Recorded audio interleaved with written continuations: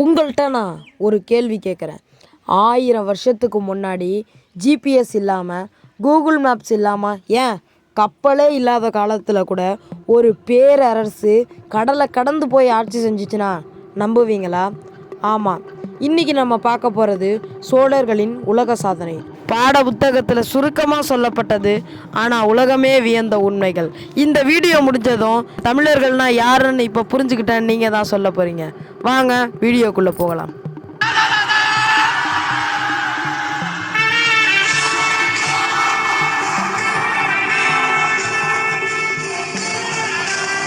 Number 1, உலகின் முதல் கடற்படை பேரரசு.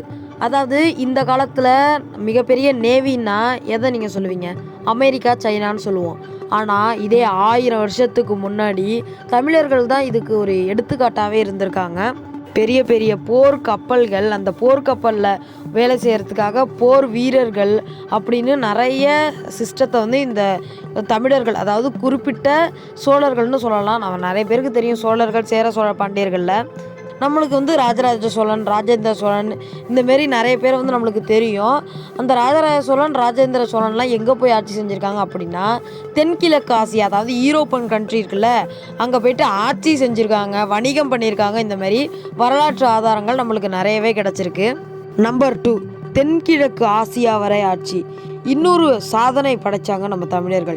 இதுவரை இந்த வரலாற்று எந்த பதிகத்தை வேணாலும் எடுத்து பாருங்க, இந்தியாவை தாண்டி ஆட்சி செய்த முதல் தென்னிந்திய பேரரசுனா அது சோழர்கள் தான்.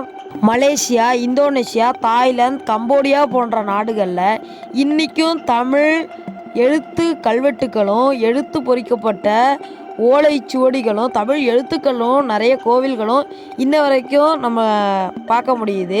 இப்போ ரீசெண்டாக கூட ஒரு நியூஸ் நடந்துட்டு இருந்துச்சு. தாய்லாந்துக்கும் கம்போடியாவுக்கும் இடையில உள்ள ஒரு டெம்பிள், அதுவும் இல்லாமல் அது வந்து சோழர்கள் கட்டினது, அது வந்து எங்களுக்கு தான் சொந்தம்னா அதுக்கு ஒரு வாரே நடந்துச்சு. அது வந்து நியூஸ் பார்த்துருந்தீங்கன்னா உங்களுக்கு தெரிஞ்சிருக்கும். அது மட்டும் இல்லாமல் இப்போ இந்தியாவில் மட்டும்தான் ஹிந்துஸ் இருக்காங்கன்னு கிடையாது.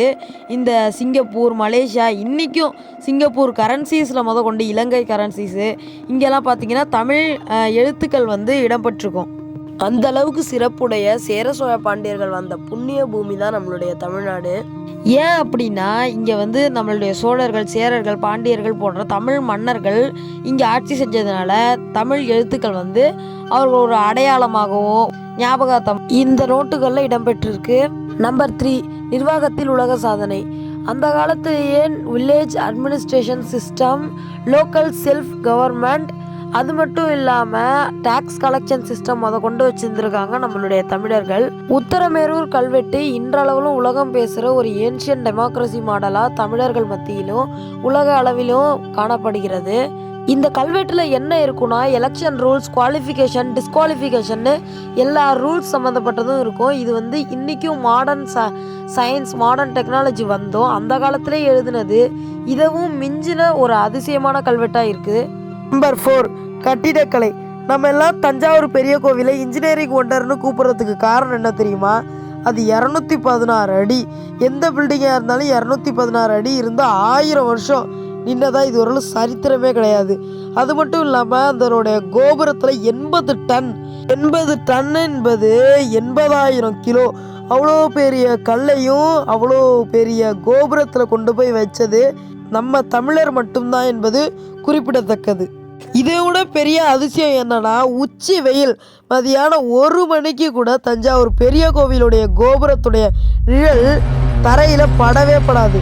இது வந்து எப்படி இது சாத்தியம் அப்படின்னு இன்னும் சயின்டிஸ்ட் வந்து குழம்பிக்கிட்டே தான் இருக்காங்க. நம்பர் 5, உலகம் ஒப்புக்கொண்ட சோழர்கள்.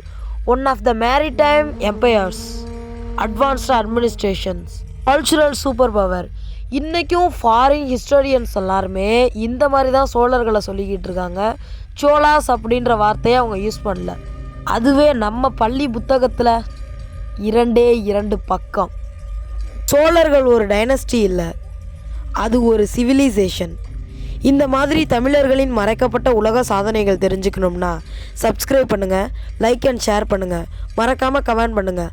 அடுத்த வீடியோவில் உலக வரலாற்றின் பயங்கரமான மர்மங்களை பற்றி பார்ப்போம்.